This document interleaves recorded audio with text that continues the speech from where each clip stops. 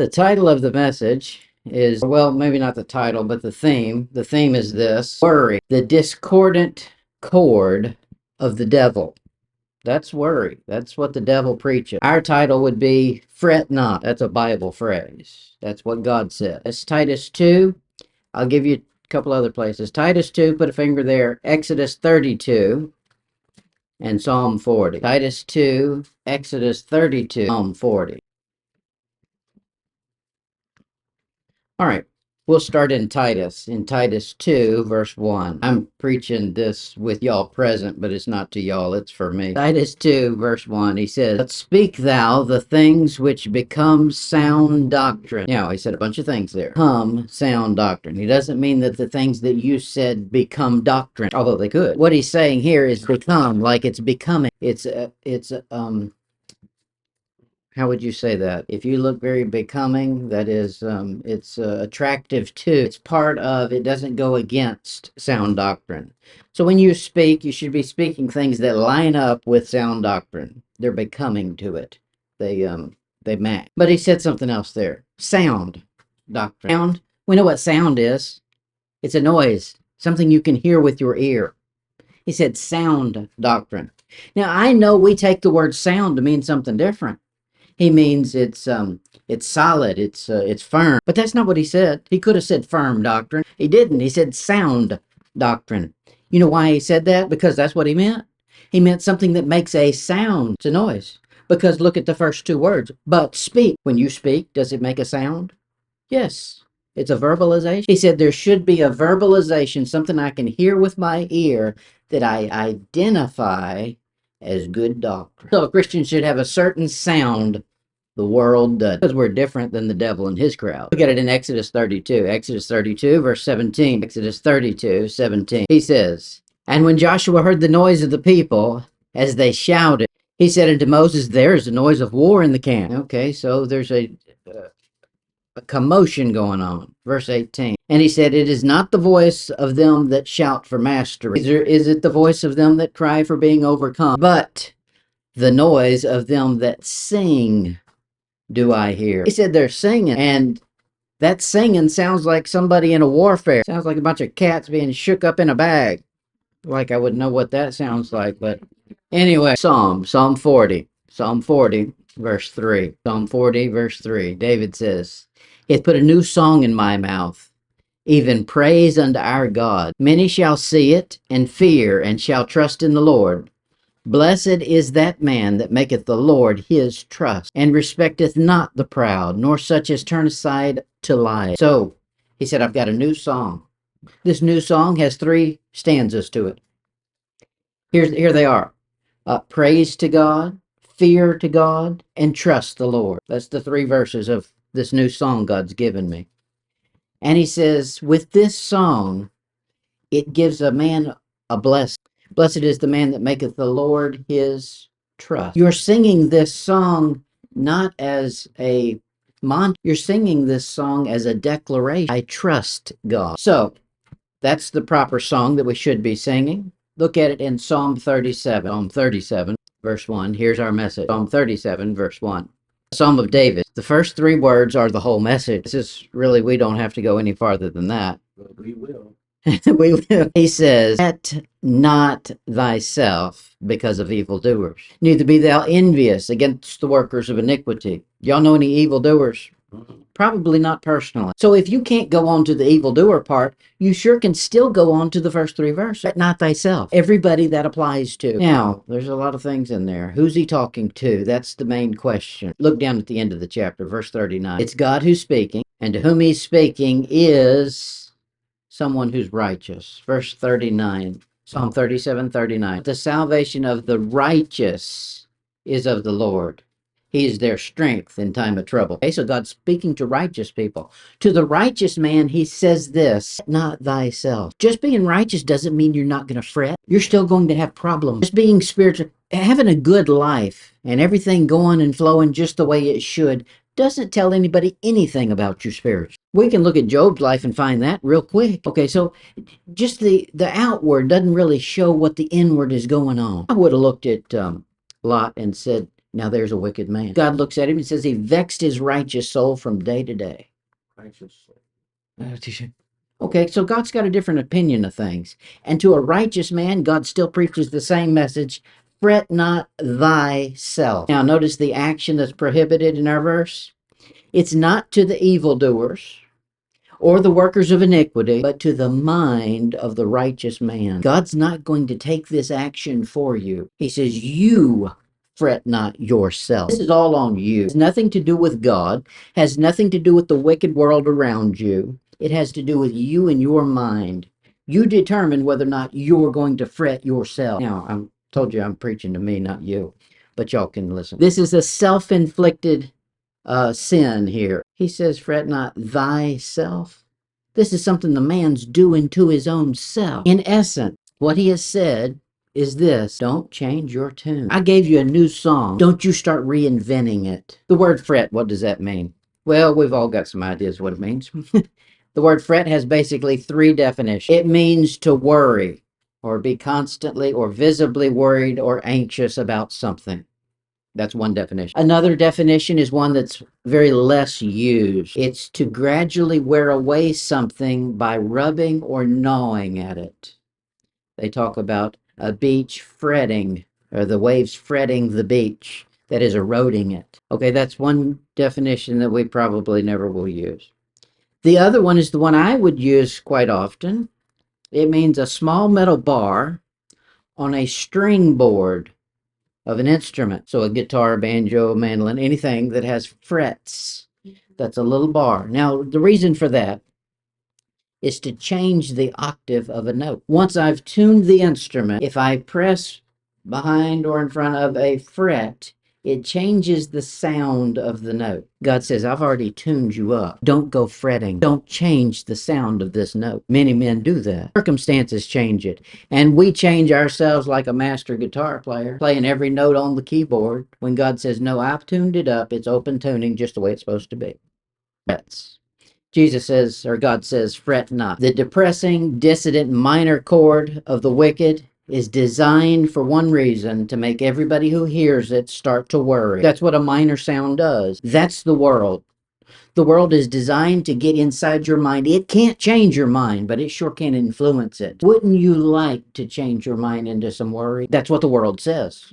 That's the devil's message. Music does this. Music is very powerful. Music makes a subliminal request to control your thoughts, moods, and action. We either deny it or we give it permission. And that's the world's music. I'm not just talking about music. I'm talking about anything in the physical realm that the world and the devil gets to control. That will be used for one purpose: to start making you worry, fret, change your tune. In Psalm 73. Psalm 73, verse 3. Here's David starting to change his tune. Now, I like it when the Bible gives us a bad example. Makes me feel better.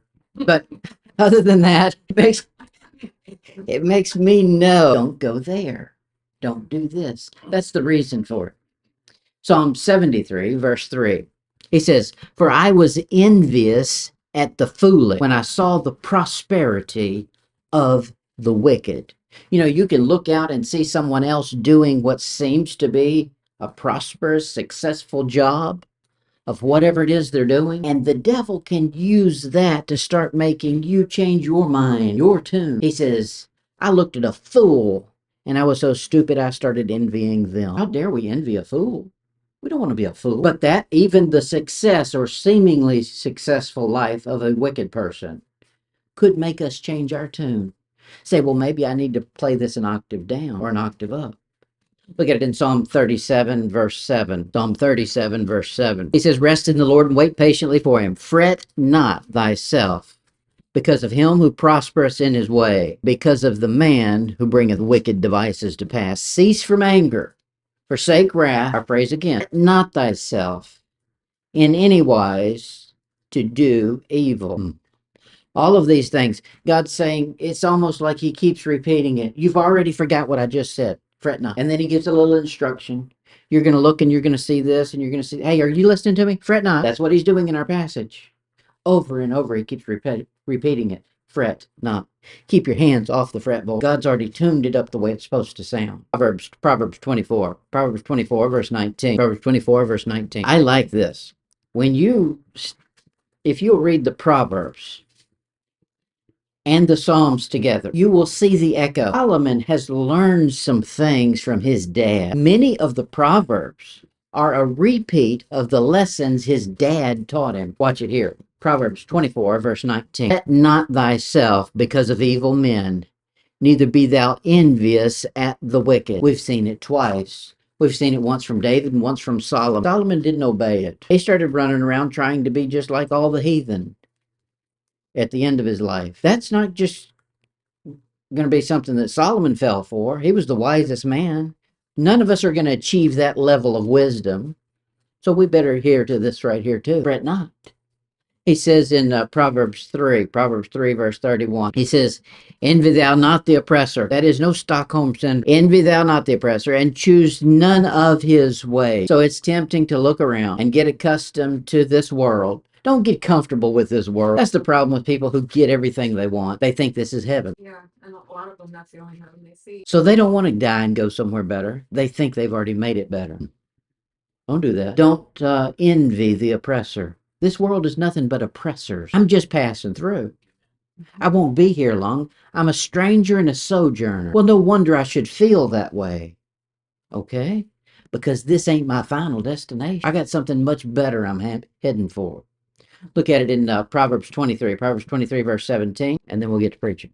Proverbs 23, verse 17. It says, let not thine heart envy sinners, but be thou in the fear of the Lord all the day long. That is, you start critiquing yourself. Everybody is a sinner. If it moves on this planet, it's a sinner. And so you start identifying, hey, look, am I envying something? Am I jealous of something? That's just a sinful thing over there. I mean, we boil it down to its most common denominator. It's a sin. Me too. Don't envy me. The world has a phrase it uses. It says, sing for your supper. That is, do some work before you get. Look at it. The Bible's going to say this. Psalm 37, verse 3. Psalm 37, verse 3. Remember our song that he gave us, a new song? It's all about you that trust the Lord. He says, Psalm 37, verse 3. Trust in the Lord and do good. So shalt thou dwell in the land, and verily thou shalt be fed. If you'll hang on to your tune, God's going to feed you for it. That's what he's saying. It's we, the Christian, the righteous man, who does the fretting. To stay in tune with what God's given us, the new song, it's going to require skill. Most people fall for the fretting thing. It's natural, and it's a powerful foe that's bringing it to you, the devil. To fight against that fretting, it's going to require something supernatural and some skill. Look at it in Psalm 33, verse 3. Psalm 33, verse 3. You can get over, all of us can. You can find times where you were having a bad day, and all of a sudden you got the victory. Everything changed, and that's great. And then it wasn't 5 minutes, you were back down again. Okay. The problem is you didn't change that skillfully. You changed it momentarily. You accidentally played the right tune. It wasn't on purpose. Yes. Psalm 33, verse 3. He says, sing unto him there's that word, that phrase, a new song. That's the one he wants to hear. Now he talks about it. Play skillfully with a loud noise. So what he says there is it's going to require skill on your part to play the right song so loud that it drowns out the noise of the devil in the world. Look at it in Hebrews 5, verse 14. Now we started with sound doctrine. Of course, that's our new song, sound doctrine. Hebrews 5, verse 14. He says, Hebrews 5:14, he says, but strong meat belongeth to them that are of full age, even those who by reason of use have their senses exercised to discern both good and evil. He says the more of that Bible you know and the more skillful you become with it, the more you get to do something. Not run around telling everybody how smart you are. That's not the point of it.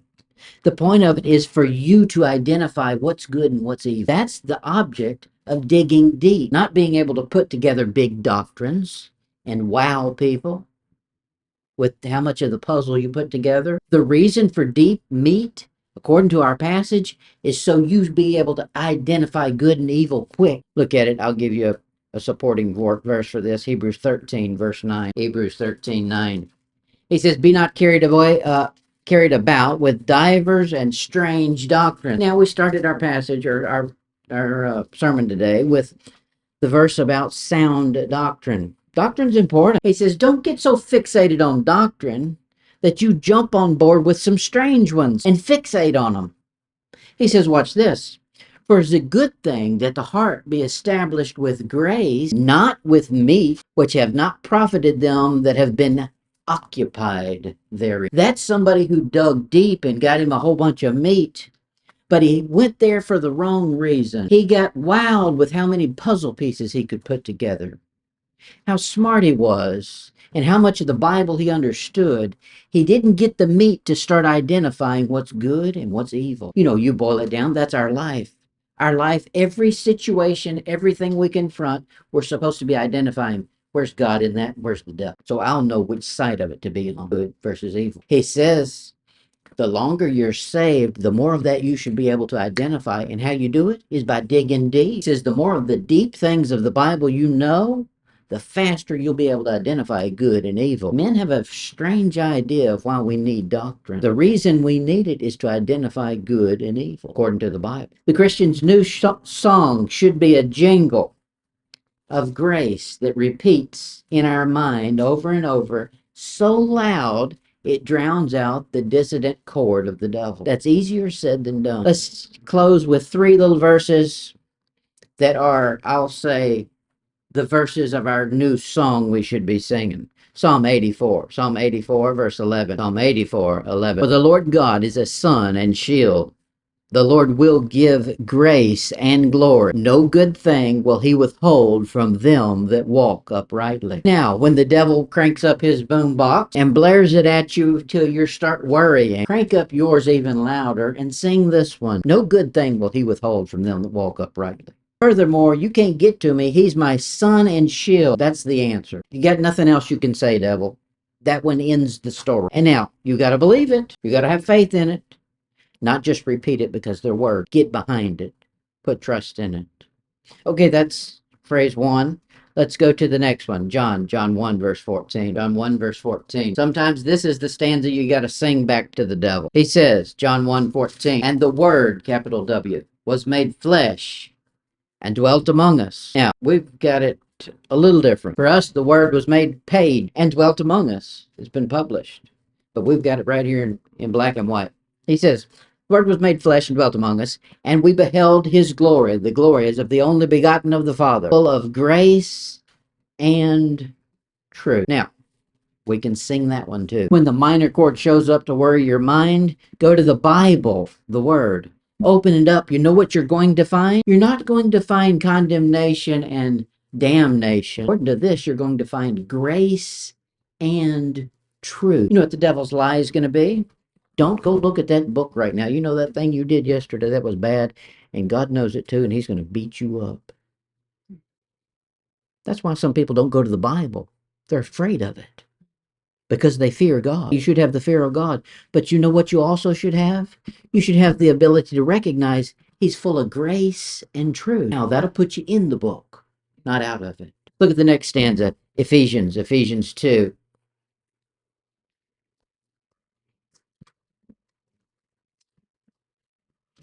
Ephesians 2, verse 7.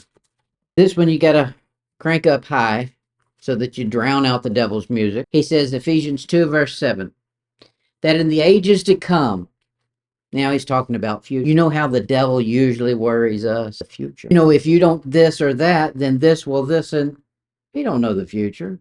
He's wanting you to prophesy about the future you don't know either. If I don't do this, then this will happen. You don't know that. Let's get some future we do know about, some in the Bible. Okay, here it is, our verse.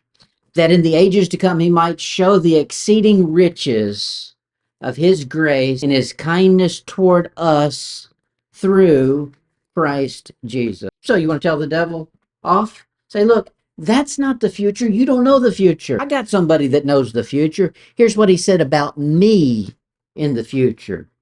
He says, his grace and his kindness toward in Christ Jesus. That's my future. That song right there is not a minor key. That's an exclamation point. Now, that's how we can fret not.